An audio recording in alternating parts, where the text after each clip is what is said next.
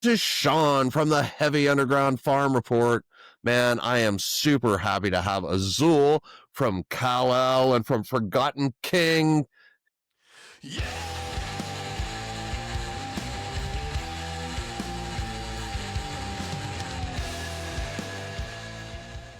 I don't know what's in the water up there, but man, the Northern European rock scene is just insane, man. It's good. It's good. Was that being in that region obviously had some influence on you growing up and deciding what kind of music you were going to play, right? Yeah, I think the whole vibe of what can I say? The whole Scandi rock, Yeah, that's a because good the term Scandi rock kind of has a little stoner in it, for sure.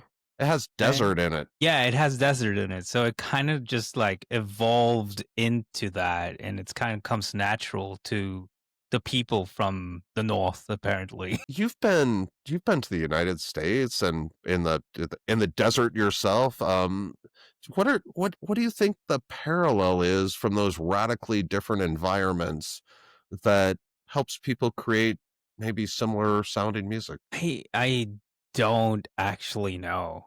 Okay. Yeah, I don't really understand why, because there's a lot of people who are like, especially with black metal, Yeah, is it's like you got to be Norwegian and it's got to be cold and blah blah blah blah blah. It's like no, you can make black metal wherever, right? for It doesn't sure. matter how cold it is. I agree. But Like there's a lot of good black metal that comes out of South America, for example. yes, a lot of good black metal comes from my home country, Chile. So it's fantastic. So I did not know you were from there. Yeah, my So my entire family is from there. I got born here in Norway though. So awesome. There's like a really vibrant metal thing happening in South America. yeah, I heard I talked a little bit with a guy at Ripple from Doom Nation. Okay. I think that's Doom Nation South Doom America, Nation. I think Okay, it was cool. called. Yeah. Ah, excellent. Right on. Well, man, I love the worldwide reach of this music. Yes. It's fantastic. It appeals to so many different people. It's so weird. I was at have you heard of a festival called Beyond the Gates? No, where's that? It's in Bergen. It's a black Okay. metal festival. Okay. Or Okay. and I was there just having a good time in the bathroom peeing, blah blah blah. Suddenly I hear some guy speaking Spanish and just like a full blown group. And they took the flight from Chile in South America just to be at that festival. And I was like, "You from Chile?" That's And we cool. had a fucking blast the entire time. Man, how excited! How that's. Oh, 1 second. I'm sorry. That kind of stuff is thrilling to me. Yeah. Being in the United States, we have a reputation that unfortunately we've earned of not being able to see outside of our own borders. And, we're really unaware sometimes of what's going on in other countries. So I'm always like, it's nice to like get out of my little American shell and see what's going on around the rest of the world and how exciting it is. And really, how much bigger this stoner desert rock scene is outside of the United States. Yeah. Like, dude, tell me a little bit about. I know you're about to come and tour in the United States, and I'm hoping you're excited about that. But tell me, what do you think like the main differences that you expect from a European crowd as compared to an American crowd? Like I think that's the thing that really hit differently when we were at the States. The last time at Ripple Fest is my Yeah, first time ever in the cool. States, like It was so ever. cool to meet you there. Yeah. And I think the biggest difference is the people. They're very outcoming. They're very like they hype you up like a lot. And Okay. yeah, and I don't know. It's I have heard this before. yeah, it's like it kind of reminded me of Germany, Netherlands kind of vibe because the stoner rock is Doom is very big there, right? Okay. So people are kind of they're very into the music. They actually headbang or dance or whatever, and it's that just doubled in the States. They actually go crazy, and that's a lot of fun to see. That people are actually like in a trance with the music or sing along or whatever. In Norway, it doesn't happen that much. you know? Really? That's Yeah. interesting. I almost thought you were going to tell me the opposite of that. So that's exciting for me. And like, hey man, Ripple Fest that show was on fire last year. That was a fun weekend. We were on fire. It was so fucking hot, dude. It was Dude, it was so hot.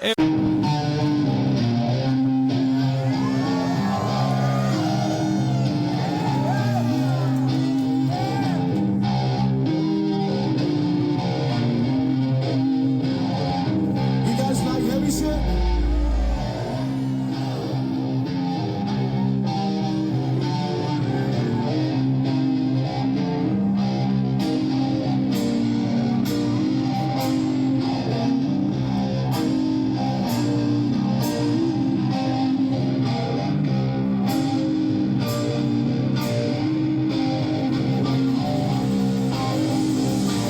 Let me see you from that. Are you ready? All right, let's do this.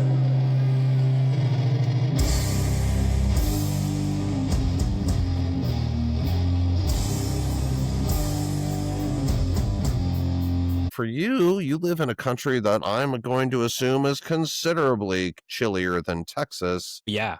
Was Oh, it yeah, yeah, did yeah. it affect you on stage? I remember like at Sagebrush, the Yeah, first yeah. gig, Yeah. I almost passed out. My Almost passed out on stage because it was too hot. It was way too hot. it's hot inside even with air conditioning, right? Yeah. Yeah. Like the only place that was comfortable to stay at was inside the hotel room because we had, I think, 75 inside, Yeah. and that's normal for us, right? The highest it goes here is probably 85, maybe 90 on a very, very hot summer's day. Now I want to move there. Maybe. I hate the heat. That sounds amazing. Yeah, Texas, did it affect you in other ways? Did it affect your sleeping or eating? The heat? Was it No, it affected me mentally. Yeah, Yeah, because it kind of got too hot where I started having like anxiety attacks, panic attacks. okay. Because Did you guys play anywhere in Texas or anywhere else besides Texas when you were out last summer? we were in San Antonio. So just as hot, if not Yeah, hotter. just as hot. It was just hot all the time.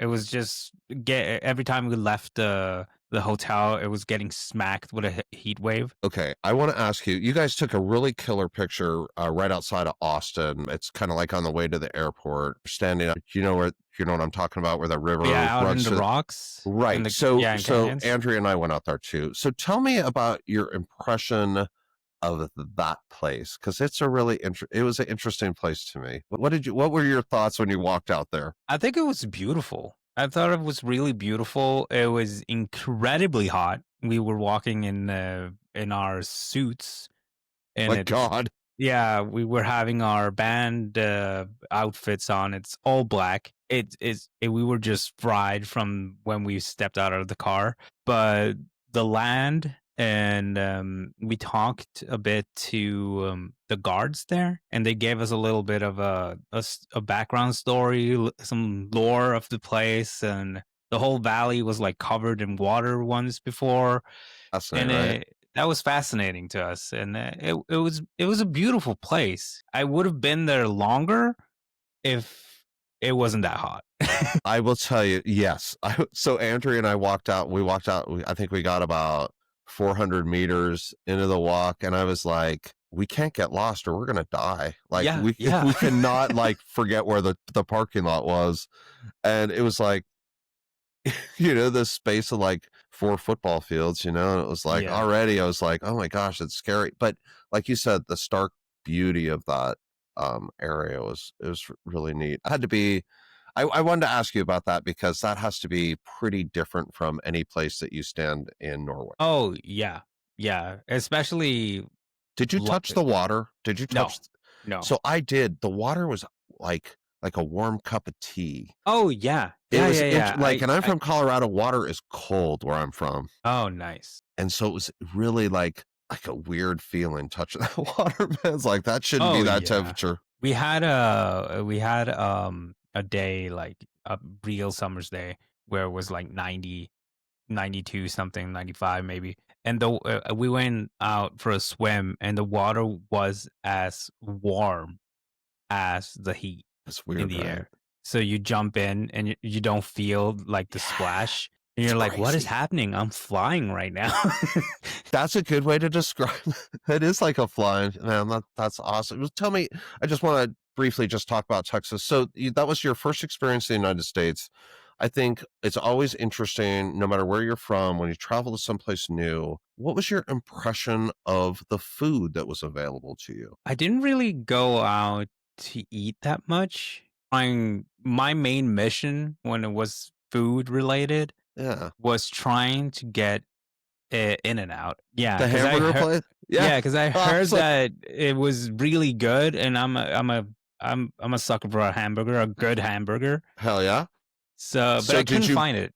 Oh, I couldn't find it. all right, man. You're coming back. You will definitely have to get to an In and Out. I am absolutely Yes. curious about what your because In and Out, is like it's like a cultural phenomenon here, and like people either love it or like my daughter thinks it's like the worst thing in the world. So she's a little crazy because she's wrong. But But all I right, here's think a secret. Here's a secret. yeah. You can order a Neapolitan shake. So it's strawberry, chocolate, and vanilla all mixed up in the same shake. Wow, yeah. That's my secret menu thing for you right there.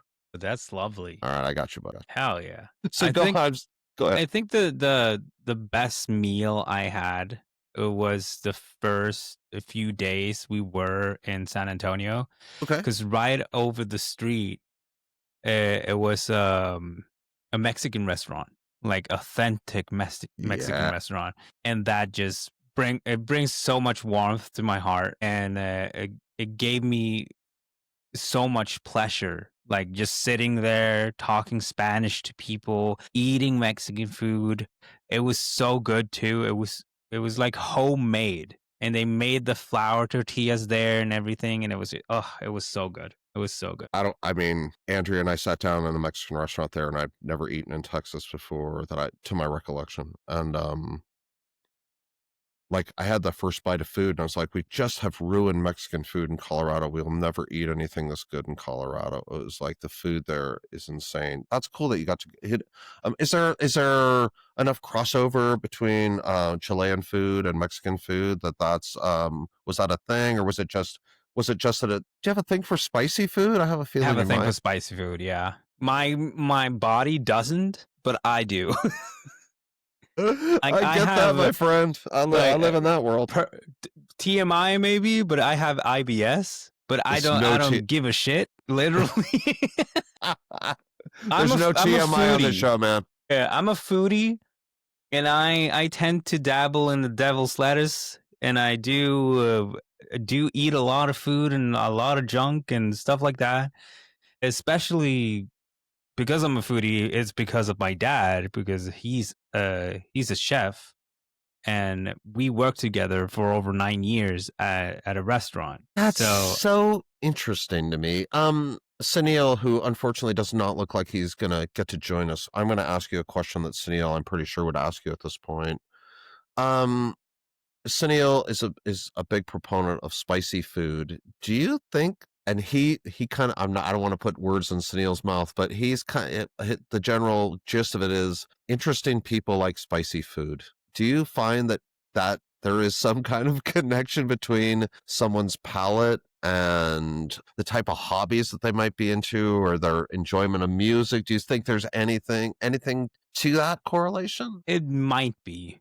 It might be. Yeah. Does I it? would say that I don't know, cuz it might be the endorphins you get Okay. Oh, from eating chili, oh, right? that makes sense. Yeah. So you get more open-minded for things. I don't know. There's no Chill. science behind what I'm saying at No, all. no, no. But I find it interesting because I often find that people who really like really bland food sometimes have a more subdued personality, and people who like spicy food tend to have more outwardly dynamic personalities. I mean, I'm generalizing in a big way here, but Yeah. But Sunil is very much like spicy food, man. Like cool people like spicy food. I mean, Yeah, he says it in an educated way, not the way I just did it. But yeah, that's interesting, man. That's cool. I'm glad your experiences in Texas, besides the heat, were good. And so tell me, you're coming back to the United States. Kal-El's touring. Yes. What are you looking forward to most in your return trip to the United States? Is there something you didn't get to do the first time, or something that you've heard about since that you just really want to do? Haven't really put much thought to it, except that I am really excited to play. This is what I live for. I make music every day, kind of. So being on a stage is kind of my home. I love that. And I'm always nervous before I go on stage. I gotta go pee like 4 times before I go on stage. But when I'm there, I zone out completely and I just do my thing. And that's what I'm looking forward to, just being in my trance again. Because it's been a while. When's the last time you guys played live? When was that? I think that was when we were in Sweden for our what was it? Yeah, our release concert. Okay. For the album. Yeah. Yeah. Mm. Hey, really? I might be wrong because I've had a couple of long nights this summer. I totally get it. And like time moves weirdly when you're having fun too, man. Yeah. You know, you guys were amazing to see live and locked in and just that's man, seeing it at Ripple Fest was just like that was a dream, man. It was like so cool to to see all Really those appreciate bands. No, I appreciate you guys making the trip, and I appreciate you guys making the trip back. And I wish you were coming a little bit closer to Denver, but I get it. Maybe we are another time. Maybe I know. we are. Well, if you are, we'll definitely talk about that, man. Yeah. Oh, I wanted to ask you about the album, just really quick. Yeah. The last yeah, Kal-El yeah. album. Man, it's amazing. The critical acclaim for it is fantastic. I know you have to be touched by that in some way. I love the album. I know Colin Peterson and I have talked about it. And hey, really quick, shout out to Colin Peterson. Thanks for setting this interview up, buddy. Colin, shout out Jupiter, baby. I love you, man. Shadow of Jupiter. Yeah, Thanks, hell Colin. yeah. So, but yeah, tell me, were you? Did you know the album was as good as it was when you put it out there? No. No, really? No. I'm a really, really perfectionist. And I always tend to think that it might be bad until proven otherwise. Fair. So I don't ever get disappointed, maybe. I think that's probably a good mental strategy in all, as far as mental health is concerned. Probably not a bad way to look at life. Yeah, like I don't hate it, right? I love the album. I think it's good. Do you view it through different eyes than a fan, though? Do you see things that you wish you would have done differently? No, not really. Like, obviously, there's going to be some things that it's going to be like, oh, we could have maybe used more guitars. I could have played another guitar rhythm or lick there instead of being the same or whatever, But it always comes after when you're listening to the song for the 100th time and you're like, God damn it. It's interesting. Do you listen to your past albums? Do you listen to those recreationally, or are you forced to listen to them in a more critical way? Or do you listen to them? I try to listen to the albums, if not like a lot, but I tend to listen to them to just like refreshen my mind about the songs I'm playing, right? Because I know all the songs. I just need to like, oh, this and this goes there. I'm kind of... So it's almost like prep work for shows and stuff. Yeah. But I also, if there's sometimes I get like, oh, I want to listen to this song, and I listen to it because it's a good song. Or I miss a part of the song that we don't play live. So I listen to it, like Temple, right? Okay. We don't play the whole song. We just played half until the solo and not the psychedelic parts at the end. And I love the psychedelic parts at the end. So Is uh, that just simply a time consideration on stage? it's simply so we can get more songs in, Yeah. Do right? you do you know the standard set times in this genre tend to be 45 minutes to maybe an hour and 45. 10? Yeah. Do you like? Is that good for you, or do you wish you had a little bit longer? I'm like, I'm a guy that could play for 1.5, Hmm. 2 hours. I don't mind, right? I'm a guy that could listen to you play for that long too. That'd be awesome. And that would be fun because if you think about it, right? No. 45 minutes, 6 songs in this genre. Or four. Yeah. Or 4, right? Or 2. Yeah. But it songs we have songs that are, I think our shortest song is like 5:25, something like That that. sounds about right. Yeah, and our longest song is 12, 13 minutes long, something. And it would be more fun to have a little longer set so we could actually play more songs. Great. I yeah, I definitely wouldn't be sad about that. I honestly, the 45-minute set always leaves. I mean, maybe it's set up purposely. I don't know. I'm not quite on that side of the business quite yet, but maybe that leaving people wanting more is the goal there. Yeah, yeah. Like for me personally, I think the perfect time is probably around 1.5 hours. That's enough. Yeah, jeez, definitely. I think there's some, I think depending on, especially on the depth of your catalog, yeah, Yeah. maybe newer bands or maybe stagger that for the opener gets a shorter set, but I would like to see headliners play longer sets in this genre as well. Yeah, exactly. Because like when I go to concerts or gigs, if I see the first band, they're playing 45 minutes and the main band is just playing an hour, I'm like, I'm not getting my money's worth here, kind of. Interesting. Yeah. And I No, do want to no. hear the band longer because this is the main attraction, right? And a movie is not shorter than 1.5 hour. I will tell you, yes, if you're making a 75-minute movie, I don't think I should have to pay full price. Exactly. Exactly. Yeah, man. That's a really interesting perspective from you. I really appreciate that, man. Well, the album's fantastic. You guys are going to Thank you. tour. You're playing with a bunch of great opening acts. Is there anybody in particular you want to mention that you're excited about playing with? I'm excited to play with Insomniac. I'm really excited to play with them. I've been listening to some of their stuff and it's really weird I like and that. cool. It's Weird. heavy, it's psychedelically, it I don't know, it gives me a tingle in my brain and I like that. And I can't wait to see that live. I love your excitement. I love that, like, you perked up when we talked about playing live, and then you just perked up again talking about Insomniac. And you're also pretty excited when you talked about earlier in our conversation about how important playing was to you. Like, is it music 24/7 for you, man? Is it just, Kind of.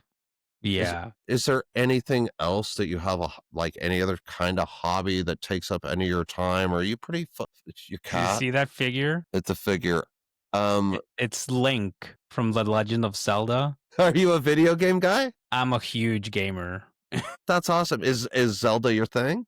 Zelda was my thing. It still is. I have a tattoo of it on my hand. Which is that the Arcana of Time thing? That's the Triforce with all the symbols. Yeah. Sorry, I am not a Zelda No. expert.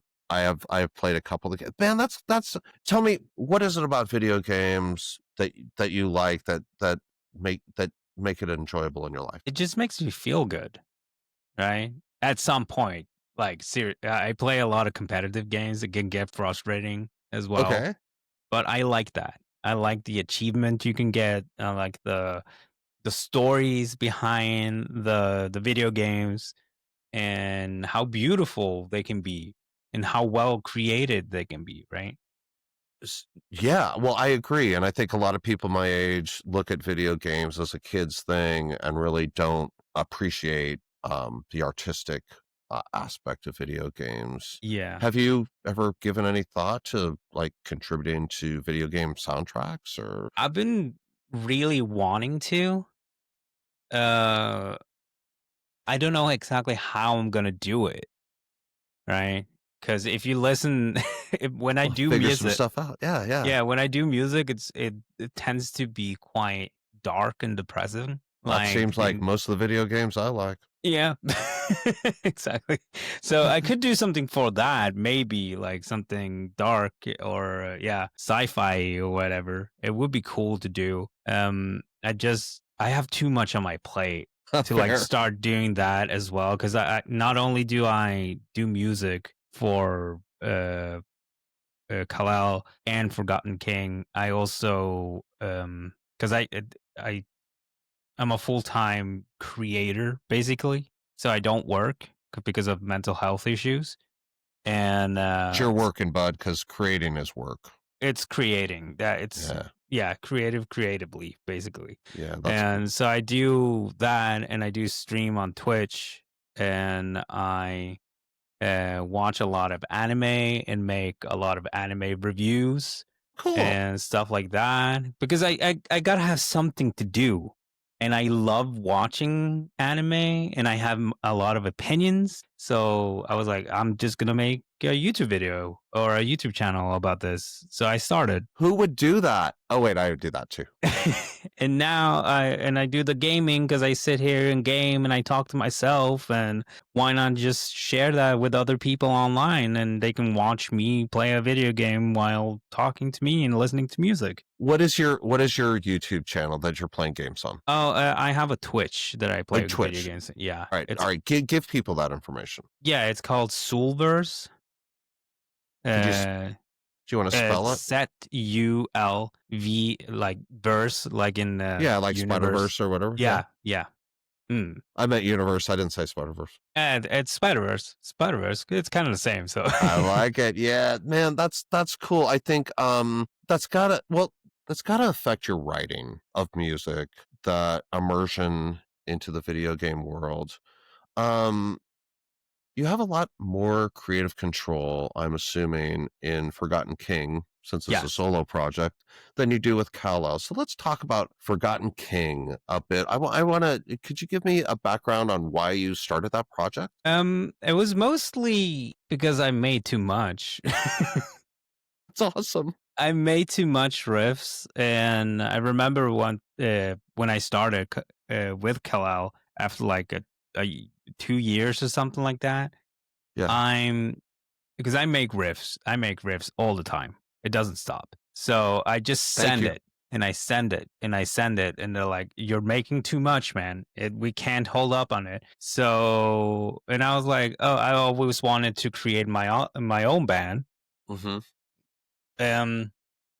Because I had another band before in my hometown, but we stopped. So I didn't have like another creative outlet. So it was just building and building and building. And it was like, yeah, you just have to. I just got to create my own band and get it out and just start doing my own shit. So when I got on Bandcamp and I looked up your songs for Forgotten King, the visual image is very striking. It's interesting, man. Tell me why you picked your picture in that pose. Is that expressing? Which I'm this picture. Oh, yeah. Talk about that picture because it's so let me just tell you like my impression of it. It's interesting that you have Forgotten King across your forehead, almost like a crown, almost like a religious symbol. But it's interesting to me too because it's done by a label maker. And yeah, I still have it.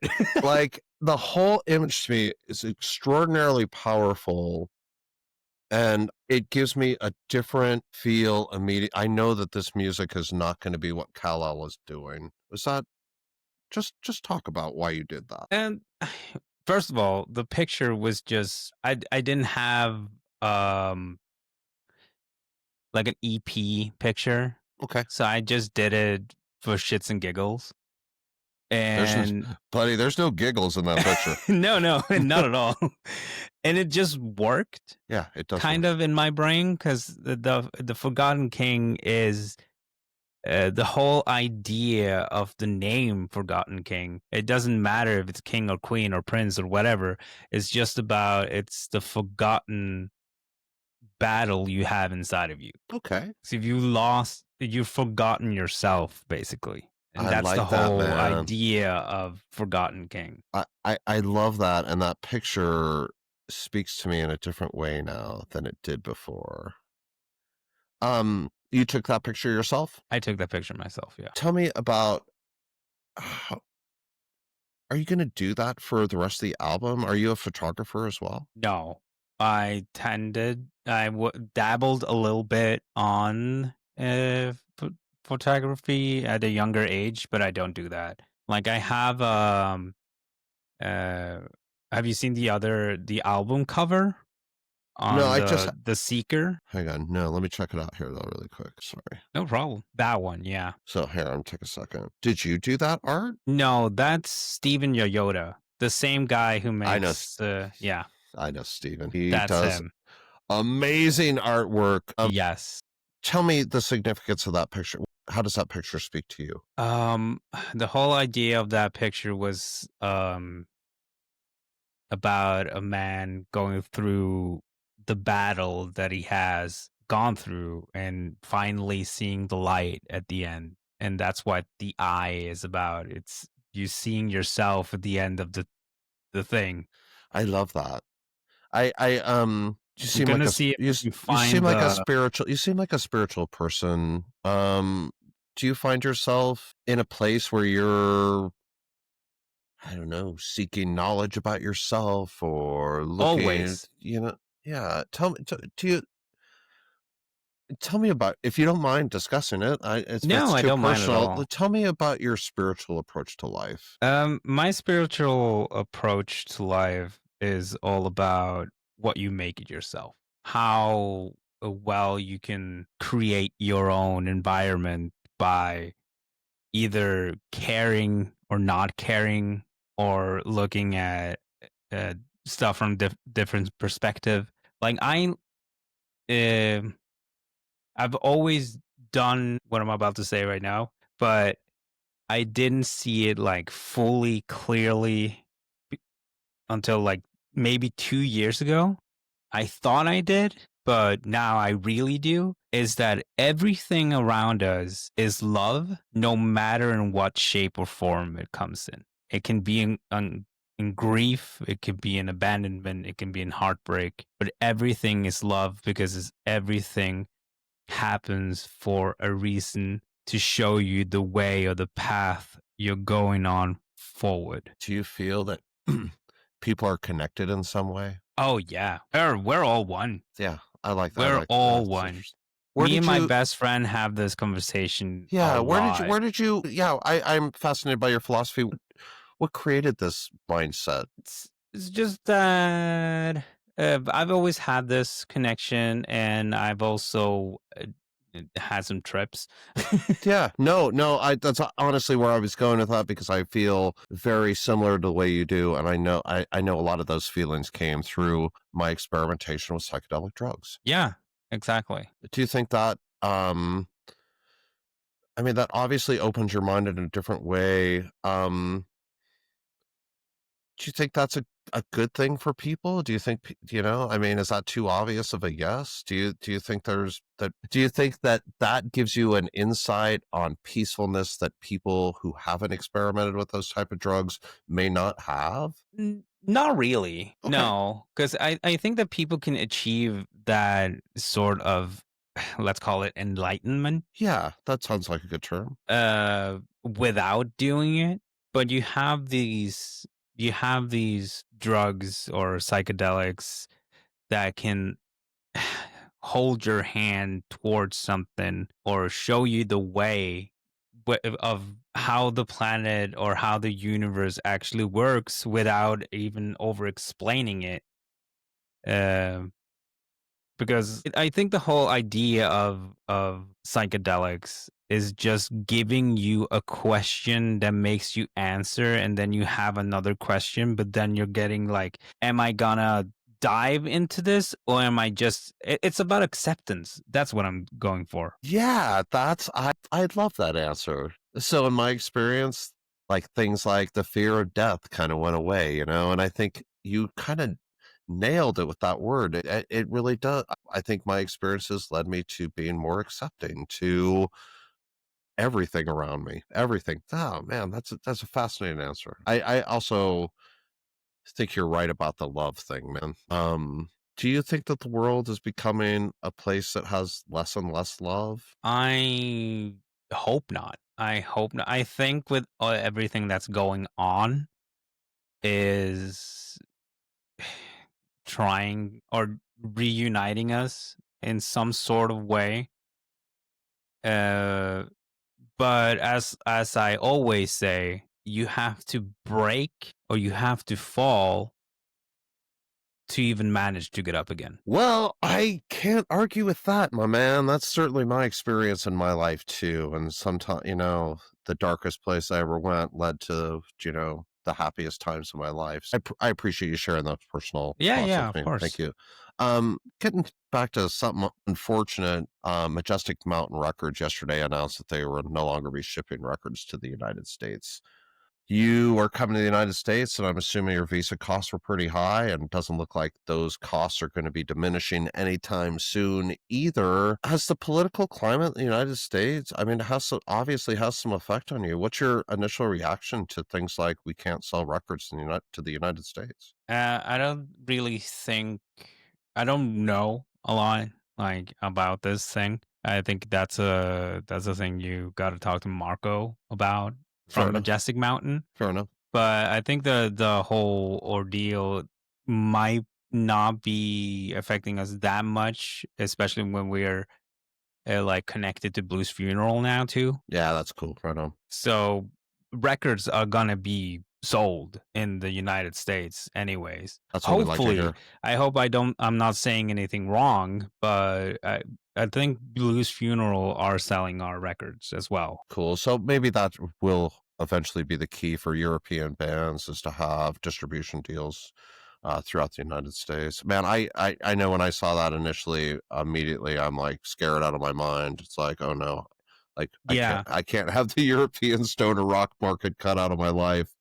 I think Um, that's the whole deal that a lot of European bands have because they have a deal with a label in Europe that is also connected to a label in the States. So they correlate and they let's hope there's more of that. How does it affect your travel plans? Is the United States becoming inaccessible due to visa costs? no. I don't think so. Not at all. I think it's gonna go smoothly as long as it's professionally done and the like money is there anyway, so and we can get what's it called, we can get fonts here in Norway for music and tours and stuff like that, so I think none of that is gonna be Excellent. an actual problem. Well, I know I'm glad to hear that. I mean, the thought of not having European bands come to the United States is, terrifying to the stoner rock community. So, Yeah, no, that's good to hear. It's good to hear something positive because, man, a lot of the talk has been negative. Um, Man, when are you gonna be releasing the new music, buddy? Forgotten King, Yeah, we got an EP that is in mixing right now. It's just 2 songs. um but I think the 2 songs are powerful, and I think it's gonna be beautiful because they're powerful it's and beautiful. beautiful I at the agree. same time, in my opinion. And we got a really good guy to mix it. Who's We mixing? got Espen from Monolord to do He's it. the best. He's awesome. So I'm really excited to hear that. Oh, yeah. And hopefully it's gonna come out like in autumn, some around there, maybe winter. And then in 2026 we got a full-length album coming out as well. That's exciting. So I've heard some cuts. The Yeah. music is a lot different than Kal-El. Yes. Um, you describe on Bandcamp as it being a little deeper and more emotional. Um, so what themes do you feel more comfortable expressing in Forgotten King than you would perhaps in Kal-El? Like, I think like Kal-El, first and foremost, I'm just a guitar player, Okay. right? I do create a You're lot of more than riffs. just a guitar player, buddy. Yeah. But I get you. I get you, though. I But get you. I create the riffs and not the stories, right? Because that's Stola's job. He's the storyteller Yeah, of the yeah. sci-fi vibe and stuff like For that. sure, for sure. And I think the main thing I'm going for with Forgotten King is all about that emotion we go through in an everyday struggle, or the anger of what our planet is going through, and all of that is just what can I say? It's more of a journal for me. Is this we talked about your spirituality earlier. Is this maybe a recorded record of of the spiritual um life that you're experiencing more than the science fiction world of Kal-El? Yes, it's more of a musical interpretation of what's going on in my head and the things I've seen, right? Are you driven? Are what drives you to express that outwardly? A lot of people just might keep that inside themselves. I think for me personally is because I think it's healthy to express your emotions and not bottle it up and not just sit alone with it. I think it's healthy also for other people to hear the music. It, that's I don't want to sound cocky like that, but No, it might I help people understand that maybe it's not bad for me to tell people what I'm feeling. it's good for people. It's cathartic. It's actually healing what you're doing for Yes. people. And those of us who appreciate that, and there's a lot of us, I mean, I really appreciate what you're doing with the band. I think that this genre has a lot of space to explore, and we don't just need to talk about riding skateboards and smoking weed as much as I like that stuff too. Yeah. Very I'm happy that you're like exploring this side because man, I'm older. I'm like, I'm in my 50s and I'm thinking about a lot more than just, partying and cool Yeah. vans and stuff, although I think about that stuff. But so I appreciate as a listener you moving into this realm. And I think a lot of bands on the heavy underground are becoming braver in this way. And I just want you to know that I appreciate you doing that. You talked about doing this for your mental health. I think that's an important conversation in our scene too. Yeah. I think it's healthy for people to do that. And like one of a really great example of that is Pallbearer. I love Pallbearer. It's so incredibly crippling depression music, and it's beautiful. Yeah, and I always It's feel better after I listen to beautiful. Pallbearer. Yeah, it's so good. It's so incredibly powerful and good. And the same with Bell Witch. Who are other Incredible. who are other bands that you find influencing your solo project? Oh, that's a lot. That's a lot. Well, you could just keep it to the top 100. But I would say the top 100. Yeah, let's go. I would say this is not stoner rock or rock Well, band. this is more so these kind of things are more interesting to me than the typical stone rock answers, so I'm curious. Yes, it's Elliott Smith, Oh, jeez, dude. Hell Jeff yeah. Buckley. So you know what? That's really interesting that you say Elliott Smith right off the bat because, man, your songs really have that. I mean, they don't sound the same, but they do have that vibe, man. Like, so That is one of my favorite artists. yeah. It's him. It's Jeff Buckley. It's I'm a huge sucker for Deftones. Oh, you must love the new album, man. Oh yes, it's so good. That's And awesome. also another. This is one like my top band, and it's always weird. It weirds people out but Placebo is I'm one of not. my. I will. You know what? I'm not even really sure I'm familiar with Placebo. Oh, it's so good. It's Okay, so good. I'm writing things down. I will definitely check that out. I love this when we talk about these kind of things. 'Cause I discover all kinds of new cool bands this way. Yeah. Right on, man. So it's that, and it will be like you got obviously Black Sabbath is always going to be there.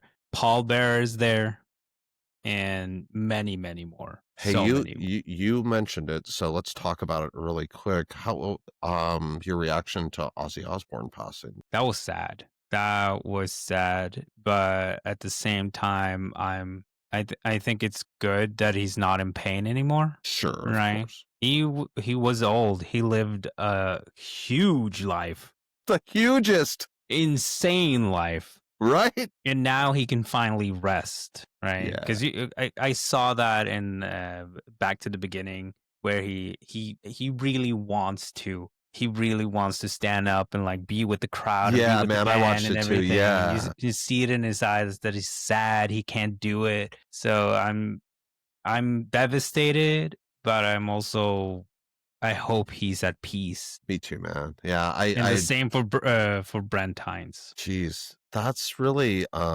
unbelievably tragic as well, especially Yes. considering Brent's age. Yeah, it's been a rough couple weeks in our community, man. It's been. It surely has. You know, do you think that your need to express these songs, I mean, I don't think it's related obviously to Brent Hines' death or Ozzy's death, but it must be important for you to say the things that you want to say. Oh, Do you ever yeah. do you spend any time thinking about mortality and perhaps I want to do these things before I pass, or is that just, you're a pretty young guy, man? Maybe that doesn't come into play yet. I mean, I'm 30, turning 34, so I don't feel You're that a young baby, anymore. you're a baby. No, Dude, I get it though. I get it. I get it. my back sometimes is killing me. I can start feeling it in my knees. Don't make me start old Madden you. No, I'm just kidding.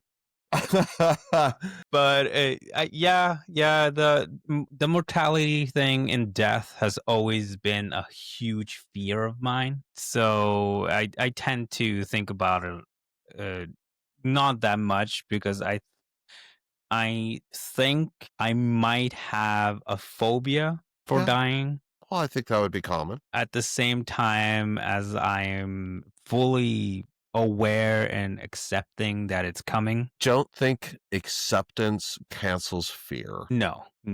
And it's an irrational fear because I sometimes I can lay in bed and it just like hits me that I'm gonna die and I'm awake all night. That's how bad it can be. I get that. Here's the one that hits me. It's like, how big is the universe? And then I'm like, fuck, I'm never gonna sleep tonight. Yeah. It's like, God damn, why did I even think that? I love that. My gosh, man. No, I get that. You know, I kind of think the size of the universe and what happens after we die question are really kind of the same question. In a lot of ways. Yes. And those are the things that I love to explore with Mhm. Forgotten King and the lyrics that I make and everything. I also tend to I never tend to sit down and like I'm gonna write about this. Whatever flows. I'm just a vehicle for Yeah. whatever comes through me. Is that the same way when you're writing riffs? Yeah. Do you meditate or do yoga? I meditate. Do you think that ability to clear your mind opens channels for things like your writing and riff making? Do you think it's related? I hope so. I think so, and I hope so. Yeah, me too, man. I'm fascinated by what's going on in people's heads, and I think people who meditate like have a different understanding of what's going on in their heads because you actually have found a way to separate yourself from the voice in your head. Yeah. Yes. Are you conscious of that? Yeah. I have had a lot of work done with my own brain and how I think, because thoughts are thoughts. They don't control me. I control me. Thoughts are just flowing by. But if I take them down and like say them out loud, that's when I make them real. I seriously, I very parallel. I'm so happy for you for figuring these things out long before I did. I was certainly not in that headspace when I was 34 years old, man. So I think that'll serve you well in your life. And definitely it's going to serve your music well for sure, which I hope in so. turn is going to be fantastic for guys like me who love listening to the music you make. It Hell really yeah. is. I Thank you.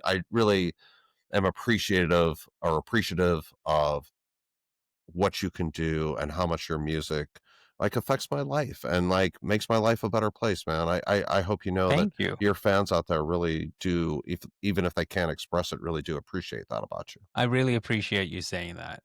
It Yeah. doesn't really, it doesn't, in my brain, it doesn't comprehend that it does that. 'Cause I've seen people crying for our concerts and Kal-El and stuff, and I'm like, it's too much for me, man. I don't mean like if you ever see me live or if you ever want to come talk to me, come talk to me. I'm not a douchebag. I'm a love. I can attest to that. I absolutely found you to be just like you are during this interview, absolutely pleasant to meet in person. Thank you. Just really a nice person, insightful person, somebody with something to say. I just I have this resting bitch face sometimes because I have a lot of anxiety first and foremost. Fair, okay. And yeah, that's basically it. So if you want to come talk to me, come talk to me. Just do it. I don't mind. I love people, and I love getting to know whoever's there. And I have absolutely relished this opportunity to get to know you a little bit better, man. This is really it's fun to ask you questions and learn about your bands, what you're doing musically. I appreciate your insights, man. It's been very nice. It's been a lovely time, and Yeah. I love talking to you, dude. Yeah, It's good. let's do it again sometime, man. I Yeah. really I definitely would like to talk to you about your post US tour experiences. If you can extend that tour, it looks like you have an open date right after Lawrence. Denver's only 6 hours away. I'm just Oh saying. yeah, only. But man, I know I'll catch you again sometime, and I absolutely feel absolutely so fortunate that I got to see you in Texas last year and meet you. It I was a wish lovely time there. yeah, man. I hope your travels in the United States are safe. You eat lots of Thank good you. food, bud, and you see lots of cool, interesting things. And then I will. yeah, I know you will. And then we'll catch up sometime after after you're done, all right? Yeah, yeah. I hope to see you in one of the places if you ever come down I will do my over. best to get Yeah. around. And then obviously, well, it sounds like you guys are pretty open to coming back to the US. So if I don't see you this time, we'll definitely catch you the next time. Yeah. Azul, thank you so much for your time, my man. Thank you so much for having me. And Absolutely. look out for Complicated Hand EP that's coming out this year. We'll be pumping that on the channel. We'll definitely be talking about Forgotten King. I expect when you hear it, man, don't worry. It's like this can be a high finish on the Doom charts. People are going to be talking about this. I am super excited, man. So, hey, I had Azul from Kal-El and Forgotten King. Azul, thank you so much for being here, man. This is Sean from the Heavy Underground Farm Report. I appreciate everybody checking it out, man. Yeah!